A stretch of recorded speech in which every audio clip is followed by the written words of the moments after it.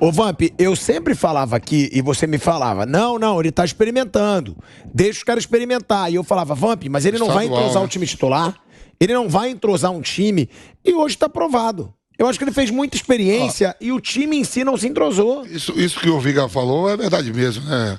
O jogador tem que se sentir titular, saber. Por exemplo, você pega aqui, ó, os 3 times do Brasil hoje, que a gente aponta que é favorito a títulos, né? O Atlético Mineiro fez para merecer, ganhou o campeonato estadual, já. Que é uma força, o Palmeiras vem e ganha aqui, o Flamengo perde o Fluminense. Mas você pega aqui, ó, Atlético Mineiro, Everson,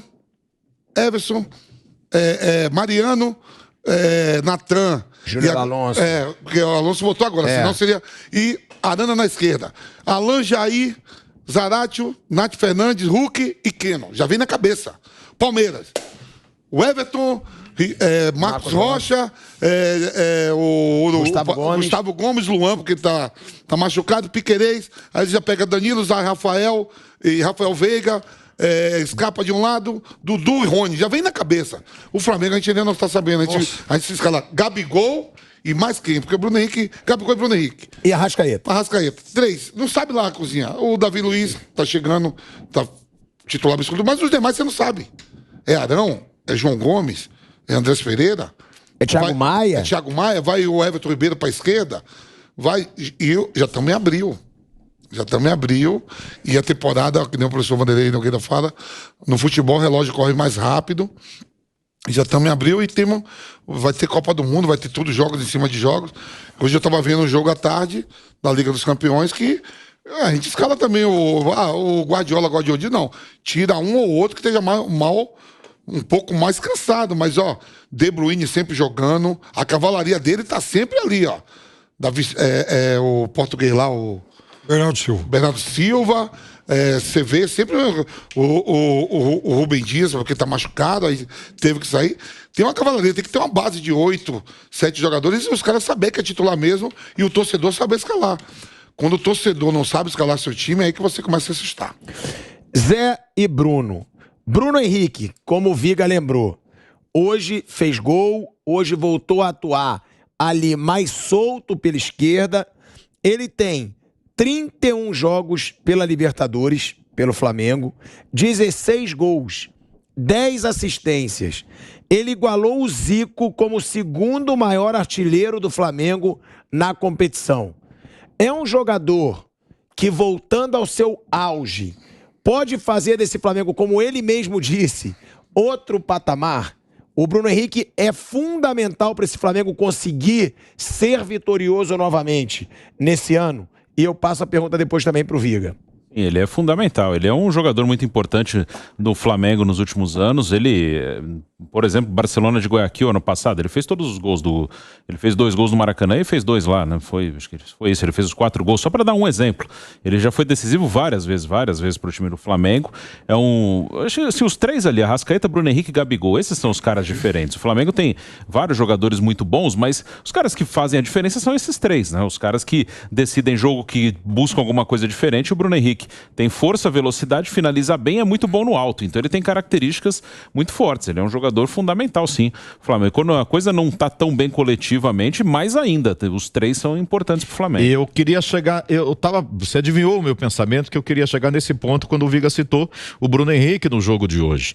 Eu acho que também esse Flamengo que a gente imagina que pode jogar, que tem potencial para jogar mais, passa também por bons desempenhos individuais de Bruno Henrique, do Gabigol, que continua fazendo gols, mas não está jogando o mesmo futebol que jogou. O Bruno Henrique, por questão física, estava machucado, está voltando agora, também está longe de ser o Bruno Henrique que o Flamengo precisa. Eu me lembro que o grande Flamengo, o melhor Flamengo, sempre tinha Bruno Henrique arrebentando, Gabigol arrebentando, Arrascaeta. Everton Ribeiro também é um bom momento também, que agora está mal, mas exato, mas principalmente esses 3. Durante 2 anos. É porque assim, os 3 jogando muito bem, de repente puxa o restante do time também. É claro que o futebol é coletivo e precisa de todo mundo, mas assim, você olha nos 3 principais jogadores do Flamengo. E para mim, sempre foram Bruno Henrique, Gabigol, Arrascaeta. Se eles estão um pouco abaixo, no caso do Arrascaeta, a questão são as ausências por problemas físicos, né? Não é? Ele continua... E esse ano também ele tá muito bem, né? Mas ele volta lá da seleção e já tá fora do jogo de estreia na Copa Libertadores. Então acho que depende do Flamengo também dessa... A gente precisa medir o que é culpa do Paulo Souza e o que é culpa do time que não consegue entregar, ou se é por questão física, ou questão de técnica mesmo, né? Jogador que não tá rendendo ainda, né? O Flamengo precisa desses 3 no ápice, jogando junto, entrando dentro de campo, talvez para que a gente possa fazer uma cobrança mais efetiva no Paulo Souza. Viga, porque isso assustava um pouco o torcedor do Flamengo, né? O fato de só o Arrascaeta, desses 3 pilares aí do ataque do Flamengo, os caras que decidem pro Flamengo, estar numa boa fase, no seu auge nesse momento. E o Bruno Henrique hoje começa a mostrar que pode recuperar aquela fase, mas está muito longe ainda. Tanto o Bruno Henrique quanto o Gabigol, né, Viga?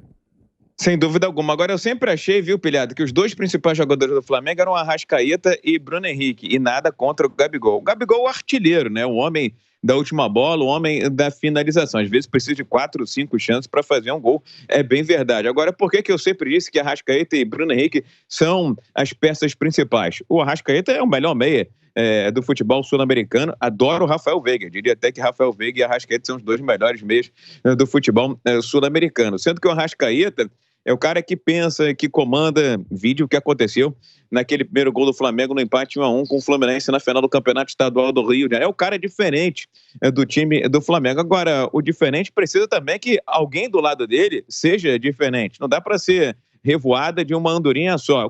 É o que eu costumo dizer da seleção brasileira. Eu às vezes critico o Neymar, mas anistio o Neymar, porque quando ele olha para o lado, ele fala assim, e quem está voando comigo aqui? Quem é que está decolando? Não tem ninguém. Então, sou sempre eu e eu. E aí fica difícil, fica complicado. Então, o Flamengo está passando por esse momento do eu, né?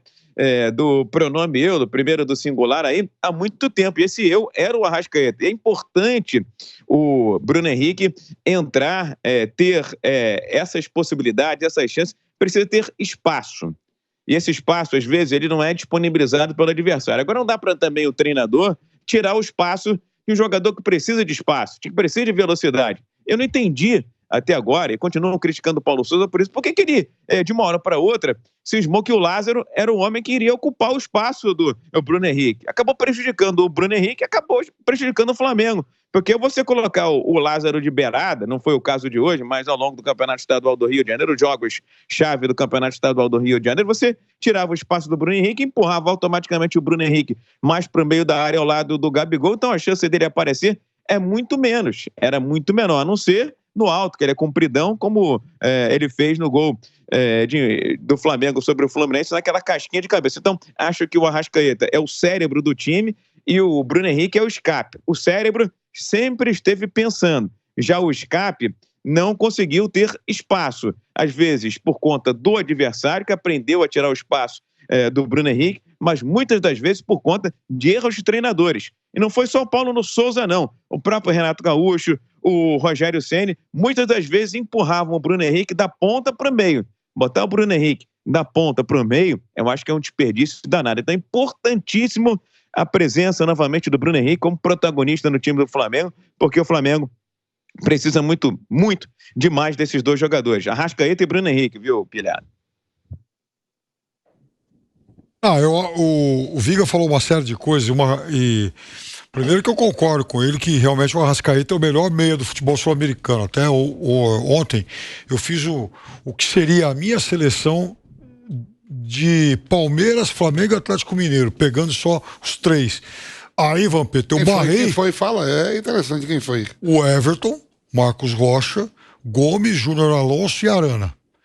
Danilo, Nátio Fernandes e Arrascaeta. E aí os torcedores do Palmeiras queriam me fulminar. Gabigol, Hulk e Dudu. Então, veja, eu acho que realmente o Arrascaeta é o melhor meia do futebol sul-americano. Mas eu também acho que aí tem uma coisa no time do Flamengo, que é o seguinte: o Paulo Souza, quando chega ao futebol brasileiro, ele resolve fazer, não mudanças radicais, mas quase que uma ruptura no Flamengo. Jogar com linha de 5, mexeu muita coisa no Flamengo. Pega o Everton Ribeiro, que jogava aberto pelo lado direito, ele vira ala pela esquerda. Então eu acho que faltou um pouco mais de gradualismo, fazer as coisas mais vagarosamente, para ele conhecer melhor o ambiente, conhecer o time, começar a ganhar um jogo ou outro para depois pavimentar o caminho para alguma mudança. Agora, você chega de fora, muda um monte de coisa de uma vez, você jogou bola muito bem, você sabe jogador que é disso. convocado para a seleção pelo um lado, para o outro. O cara chega assim, aí você fala assim, vou fazer uma reformulação. Aí os atletas chegam no presidente do Landim, no bairro, e falam assim, vem cá, como você quer fazer uma reformulação que eu jogo bem e sou convocado pelo um lado do campo, agora eu estou fazendo outra função que eu já fiz no começo de carreira. Eu lembro que o Everton Ribeiro fez essa função no Corinthians aqui, começando a carreira. Né? O cara vai ter argumentos, eu jogo de um lado, o cara me botou para outro. Eu fazia uma função. Então, quer dizer, o jogador tem essa liberdade de dizer, eu me sinto bem, melhor assim. Se eu não estiver rendendo nisso aqui, tudo bem, aí você me deu a chance. Agora, começar a improvisar tudo, fazer... Por isso que eu falei que eu sou... Hoje foi uma coisa mais simples, um desenho mais simples. O Viga falou, tudo bem, 3 volantes contra o Sport de Cristal, que não é Sport de Cristal nada que ele falou, mas ele foi muito mais conservador e já deu uma tranquilidade, que se volta de lá com um empate ou uma derrota, olha a fumaça que não ia ser na chegada no aeroporto, que já tem reunião até com a organizada, né? Tem, quinta-feira. Imagina se perde, cara. Não, e essa reunião com a organizada foi pedida pelos líderes do elenco, porque o elenco passou escondido pelo aeroporto, as organizadas estavam esperando para fazer essa pressão já no embarque do Flamengo para Lima, no Peru. As torcidas organizadas cobraram muito porque os jogadores não passaram, não falaram com as organizadas, e aí os líderes do elenco do Flamengo pediram para o Marcos Braz para que ele negociasse uma conversa, e vai ter uma conversa nessa quinta-feira das organizadas com o time do Flamengo. Uma conversa que vai ficar muito mais tranquila, né, Vamp? Você que já viveu situações como essa. Vem com a vitória. Pô, o cara não vai chegar lá e dizer assim, o Matheusinho, você tinha que cruzar assim, o Bruno Henrique, você tinha que fazer o gol. Já vem com a vitória, torcedor que é isso, já vem diferente, cara. Paulo Souza não, né? Jogadores, né? Fala, Viga. Eu encontrei com o Marcos Braz hoje, tete a tete, olho no olho.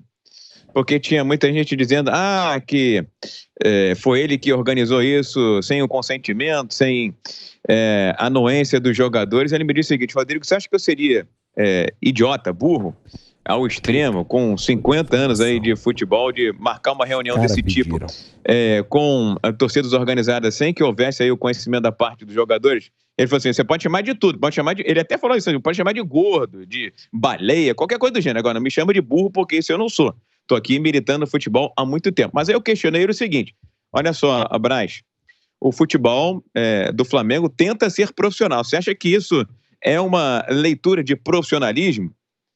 E aí, eu, Rodrigo Viga, fico com a seguinte crítica, viu, Pelhada? Acho que esse tipo de encontro eu acho desnecessário num momento como esse. E nada contra a torcida do Flamengo, tampouco aí a anuência dos jogadores do Flamengo. Mas, como eu disse aí o Vampeta, e você também frisou, o Flamengo venceu. Imagina se hoje tivesse tomado uma cacetada, uma paulada do Sport de Cristal, como é que seria o clima na próxima quinta-feira? A gente sabe que torcedor é movido pela paixão, movido pela emoção. Então, a gente tem que entender que o futebol tenta ser profissional, mas tem muitas decisões ou muitos acontecimentos que são amadores. Esse acontecimento que eu entendo como amador vai acontecer na próxima quinta-feira, mas felizmente num ambiente muito mais favorável, muito mais alvissareiro para o Flamengo. Agora, o torcedor que olha um pouco além do palmo à frente do nariz, né, deve estar enxergando esse Flamengo ainda com muitas limitações, com muitas dificuldades, e se não fosse um grupo mel na chupeta, teta da Libertadores da América, seria uma vitória para ser comemorada até a página 2, porque já tinha que pensar na 3, 4 e 5, como construir um time melhor para adversários mais difíceis, o que não é o caso, né? O Flamengo tem pela frente Talheres e Universidade do Chile.